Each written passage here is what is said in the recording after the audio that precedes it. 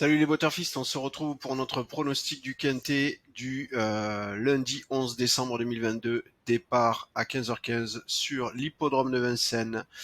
C'est le deuxième qualificatif pour le prix d'Amérique, R1C4, ce sera évidemment de l'attelé, 120 000 euros d'allocation, 2850 mètres à parcourir pour les 16 partants âgés de 4 à 9 ans. Piste en mâche fer évidemment, corde à gauche. En complément d'information, il s'agit donc des 4 à 10 ans inclus, hongres exclus, ayant gagné au moins 160 000 euros au cours de leur carrière. En complément d'information encore, vous le verrez, on est déjà à 15 partants, on a un non partant, le cheval monté par Franck Nivard.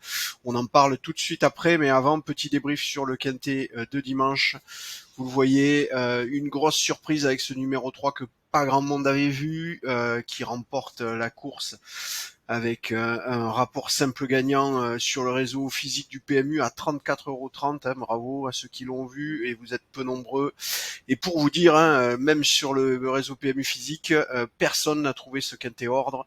Et le quintet ordre sur le IPMU, donc PMU Web, rapportait 276 000 euros. Il y en a qui sont repartis les poches pleines. Bravo, un grand bravo à eux. Allez, nous on va se concentrer sur ce qualificatif pour le prix d'Amérique. On va aller tout de suite voir la sélection de 8 chevaux qui a été effectuée par nos algos.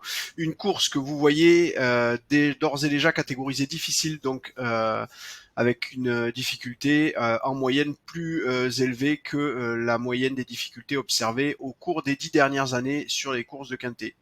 Alors actuellement, vous le voyez, notre sélection, ça commence par le numéro 15 étonnant, qui est donné gagnant avec 16,01%. 14,09 pour le 16 Vivid Wise As, monté par Mathieu Abrivard. Et le 1 Oracle Till, qui sera à 10,01, ce qui nous fait donc 40% de chance de trouver le cheval gagnant en 3 chevaux. On est à un peu plus d'une chance sur 3, un peu moins d'une chance sur 2. D'ores et déjà, vous le savez, avec ce type de probabilité, vous devrez viser des chevaux avec une cote comprise entre 6 et 9. Donc typiquement, un cheval avec une belle cote à 7,5, enfin si ces 3 chevaux ont des cotes à 7,5, vous pouvez les jouer les yeux fermés. Au départ de la course, évidemment, hein, on parle de la course, on parle de la cote qui va se rapprocher le plus du rapport probable qui sera donné par les bookmakers. Donc avec une cote à 7,5, vous pouvez y aller les yeux fermés, ça sera rentable sur le long terme. Si on choisit d'étendre notre sélection pour aller chercher du couplet trio, vous le voyez, il va falloir rajouter le numéro 5, Hussard du Landré, et vous le voyez, il est ex aequo avec Flamme du Goutier, le numéro 13 à 9,36. Derrière, sixième cheval de notre sélection, c'est Hip Hop au Fort, le numéro 2. Avec 7,13. Decoloration, le 7 est à 7,03. Et enfin, le huitième et dernier cheval de notre sélection, Call Me The Breeze, le numéro 9, est à 6,22.